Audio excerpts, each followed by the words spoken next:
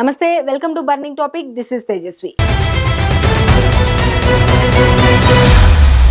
కాల్పుల విరమణ ఒప్పందం జరిగిపోయింది. ఇక భారత్ పాకిస్తాన్ మధ్య గొడవలు ఉండవు అనుకుంటున్నారా? అయితే మనం పొరపాటు పడినట్టే. ఆపరేషన్ సింధూర్ ఇంకా ముగియలేదని ప్రధాని మోదీ చెప్పడం ఇప్పుడు కొత్త ప్రశ్నలకు తెరతీసింది. అసలు కాల్పుల విరమణ ప్రకటన అంత సడన్ గా ఎందుకు వచ్చింది?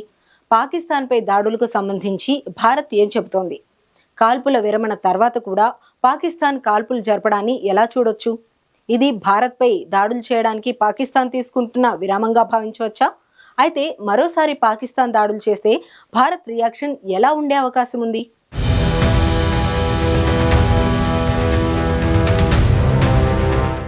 భారత్ పాకిస్తాన్ మధ్య ఉద్రిక్తతలు కాస్త చల్లారాయి. 5 రోజుల ఉద్రిక్తతల తర్వాత కాల్పుల విరమణ ఒప్పందం జరిగింది.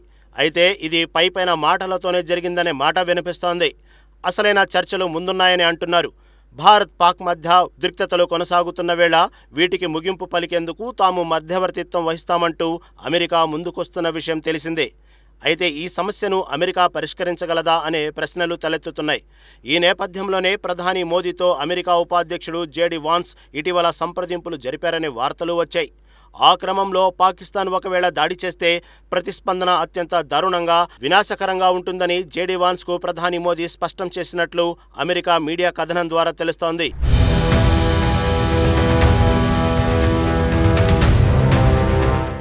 ఉద్రిక్తతలు తీవ్ర రూపం దాల్చితే పూర్తి స్థాయి యుద్ధానికి దారితీస్తుందని ప్రధాని మోదీతో జేడీ వాన్స్ పేర్కొన్నట్లు తెలిసింది. దీనికి సమాధానంగా పాకిస్తాన్ ఎటువంటి దాడులు చేయకుంటే తాము కూడా సంయమనం పాటిస్తామని మోదీ చెప్పినట్లు సమాచారం.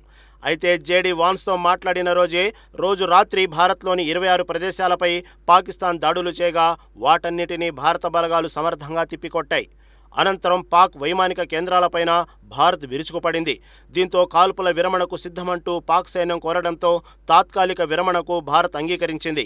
అయితే తాత్కాలిక కాల్పుల విరమణకు అంగీకరించిన కొద్ది గంటల్లోనే పాక్ మళ్లీ దాడులకు తెగబడటం, అనంతర పరిణామాలపై త్రివిధ దళాలతో ప్రధాని మోదీ ఎప్పటికప్పుడు సమీక్షలు నిర్వహించారు. పరిస్థితిని మోదీకి వివరించారు. అయితే మోదీ మాత్రం పాక్ విషయంలో అసలు తగ్గేదే లేదంటున్నారు. ఒకవేళ పాకిస్తాన్తో చర్చలు జరిపితే పాక్ ఆక్రమిత కాశ్మీర్ను అప్పగించడం మినహా మరో విషయంపై మాట్లాడేది లేదని మోదీ తేల్చి చెప్పారు.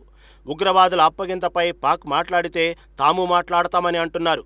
అయితే ఇందులో ఎవరి మధ్యవర్తిత్వాన్ని కోరుకోవడం లేదని, అటువంటి అవసరము లేదని చెబుతున్నారు.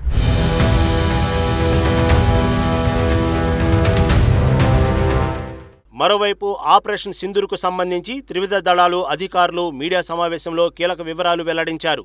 ఉగ్రవాదాన్ని అంతం చేసే లక్ష్యంతోనే ఆపరేషన్ సింధూర్ చేపట్టామని తెలిపారు. తాము చేపట్టిన ఆపరేషన్లో 100 మంది ఉగ్రవాదులు హతమయ్యారన్నారు. దాడుల భయంతో ఉగ్ర శిబిరాలు ఖాళీ అవుతున్నాయని భారత్ ఆర్మీ పేర్కొంది. పహల్గాం దాడి తర్వాత ఉగ్రవాదులకు ధీటుగా బదిలీవ్వాలని నిర్ణయించామని, ఉగ్రవాదులకు సరైన రీతిలో జవాబు చెప్పాలనేదే ఆపరేషన్ సింధూర్ లక్ష్యమని త్రివిధ దళాలు అధిపతులు తెలిపారు. సరిహద్దు అవతల ఉన్న ఉగ్ర శిబిరాలను ఖచ్చితమైన ఆధారాలతో గుర్తించామని, స్పష్టమైన ఆధారాలతో 9 ఉగ్రవాద శిబిరాలపై దాడులు నిర్వహించామన్నారు. ఈ దాడుల్లో 100 మంది ఉగ్రవాదులు చనిపోయారన్నారు. ఆ దాడులతో పాకిస్తాన్ వణికిపోయిందని, ఆ తర్వాత మన పౌరులే లక్ష్యంగా పాకిస్తాన్ దాడులకు పాల్పడిందని, అనంతరం తగిన మూల్యం చెల్లించుకుందని అన్నారు. భారత్ చేపట్టిన ఆపరేషన్ సింధూర్లో భాగంగా ఉగ్రస్థావరాలపై దాడిలో ఇండియన్ ఎయిర్లైన్స్ ఫ్లైట్ IC-814 హైజాకర్లు, పుల్వామా దాడుల్లో పాల్గొన్న ముష్కరులు హతమయ్యారని, వీరిలో యూసుఫ్ అజహర్, అబ్దుల్ మాలిక్ రౌఫ్, ముదాసిర్ అహ్మద్ తదితరులు ఉన్నారని ఆర్మీ DGMO రాజీవ్ ఘాయ్ వెల్లడించారు.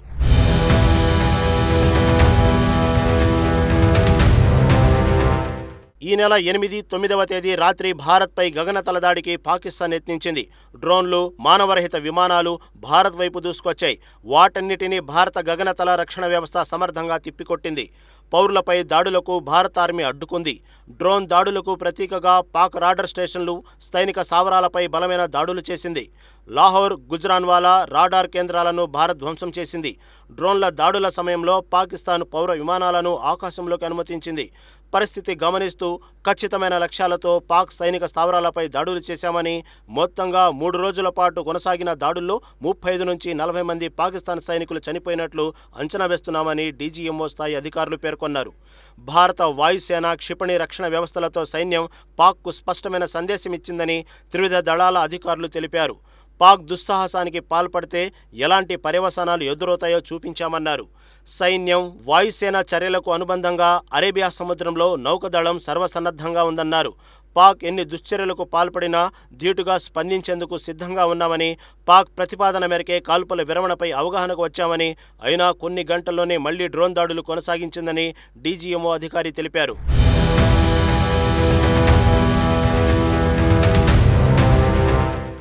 ఆపరేషన్ సింధూర్లో భాగంగా పాకిస్తాన్కు చెందిన కొన్ని అత్యాధునిక విమానాలను కూల్చేశామని ఎయిర్ మార్షల్ ఏకే భారతి వెల్లడించారు. భారత యుద్ధ విమానాలను పాకిస్తాన్ నిర్బంధించినట్లు వచ్చిన వార్తలపైన స్పందిస్తూ భారత పైలట్లందరూ సురక్షితంగా తిరిగి వచ్చారని చెప్పారు. అటు మన స్థావరాలపై దాడి చేసేందుకు వారు చేసిన ప్రయత్నాలను గగనతల్ల రక్షణ వ్యవస్థలు అడ్డుకున్నాయని అన్నారు. ఆపరేషన్ సింధూర్ సమయంలో భారత నౌకాదళం కూడా పూర్తి సందిగ్ధతతో ఉందని ఇండియన్ నేవీ వెల్లడించింది. పహల్గాం దాడి తర్వాత వెంటనే అప్రమత్తమయ్యామని, బలగాలతో పాటు సబ్మెరైన్లను సముద్రంలో మోహరించామని తెలిపింది. అవసరమైతే కరాచీ పోర్టు కూడా తమ లక్ష్యాల్లో ఒకటని పేర్కొంది. తాత్కాలిక కాల్పుల విరమణ అవగాహన నేపథ్యంలో పాకిస్తాన్ నేవీ ఎయిర్ బేస్లపై నిఘా పెట్టామని, ఈసారి పాక్ ఉల్లంఘనలకు పాల్పడితే భారత్ ఏం చేయనుందో వారికి తెలుసునని వైస్ అడ్మిరల్ ఏఎన్ ప్రమోద్ పేర్కొన్నారు.